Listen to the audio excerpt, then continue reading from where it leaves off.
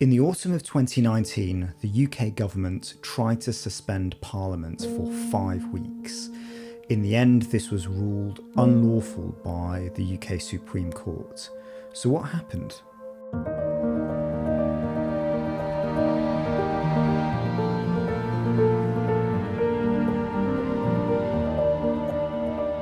The drama that took place in the autumn of 2019 was crazy, ridiculous, really. It was an extraordinary time for UK constitutional lawyers and for political observers more generally. So this is a two-part video, and in this part we'll be looking at some of the constitutional background in this area, and in the second part we'll be focusing on the Supreme Court judgment and what happened there. Okay, the UK Parliament doesn't sit continuously. A parliamentary term is normally subdivided into sessions, and these sessions usually last 1 year.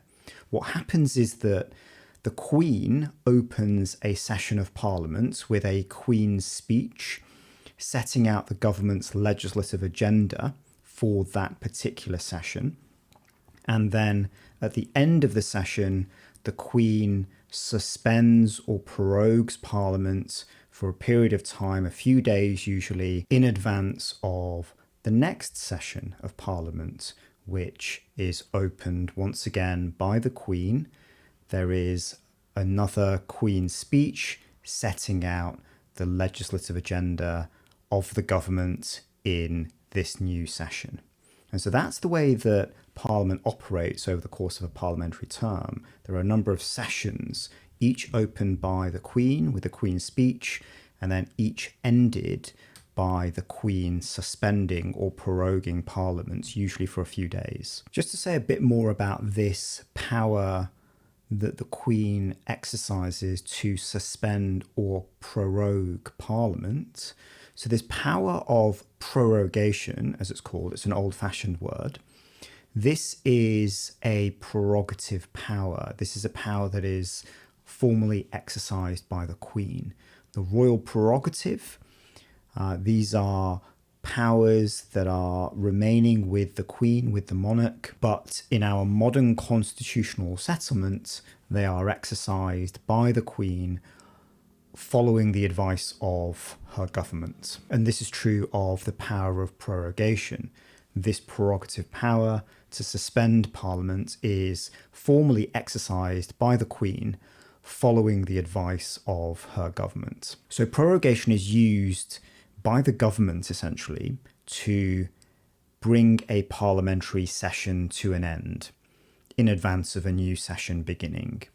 And what prorogation does is that it terminates all parliamentary business as a general matter. There are some nuances, but as a general matter, all parliamentary business is terminated. Any bills that are proceeding through Parliament, through one of the chambers of Parliament, those fall, they lapse. Parliamentary scrutiny of the government ceases, and Parliament is not sitting during that period of prorogation until a new session of Parliament begins. What's important to understand also is that prorogation is normally understood to be a formality. It is used to bring a session to an end. Parliament is not sitting for a few days, and all of this in preparation for the new session of Parliament to begin promptly. Okay, so what was happening around autumn 2019? Well, the word that many people in the UK now hate with a passion, Brexit. The UK was due to leave the European Union on 31st of October 2019. And the UK government, a pro-Brexit government led by Boris Johnson, was trying to make sure that the UK would leave at the end of October, do or die, come what may, even if there is no transitional arrangement in place. By contrast, on the opposition side within Parliament, opposition MPs were trying to ensure mainly that there were transitional arrangements in place, appropriate arrangements to ensure that the withdrawal from the EU would be orderly. And this was all part of a very robust and at times very heated, very bad-tempered debate that was taking place within Parliament. So this is the superheated political situation. Boris Johnson wants to get Brexit done, to use his words. Equally, he's facing opposition within Parliament that is preventing him from getting his own way.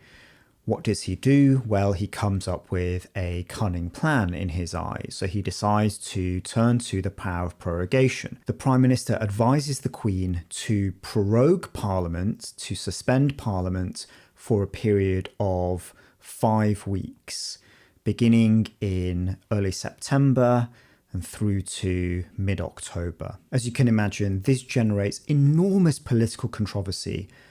Opposition MPs are absolutely furious that, in their eyes, the government is using the power of prorogation to shut down Parliament, to essentially extinguish Parliament's voice in what is a critical time in the lead up to the Brexit deadline. What also happens is, surprise, surprise, the lawyers get involved. And there are a number of legal challenges that are brought in courts across the UK. These are all seeking to challenge in the courts the decision of the Prime Minister to advise the Queen to prorogue Parliament for this 5-week period. In the Scottish courts, the challenge is brought in particular by an MP, Joanna Cherry, and in the English High Court, a challenge is brought by the campaigner Gina Miller, and that's what I'll be focusing on for the rest of this video. The question that the English High Court is facing is whether the Prime Minister's advice to the Queen to prorogue Parliament at this period for 5 weeks, whether this advice is unlawful. And Gina Miller's legal team argues that it is, and the government, by contrast, rejects that argument. The first obstacle that the court felt that it had to deal with was whether this question, this issue coming before the court, was justiciable. In other words, were there any legal standards, was there any law applicable to this issue that the courts could adjudicate on? Or is this simply a matter of politics, a political issue that isn't for the courts, for courts of law to deal with? This notion of justiciability is central to the litigation. If a question is justiciable, it means that there are legal standards that are applicable to the issue in question and that the judges, that courts can therefore assess.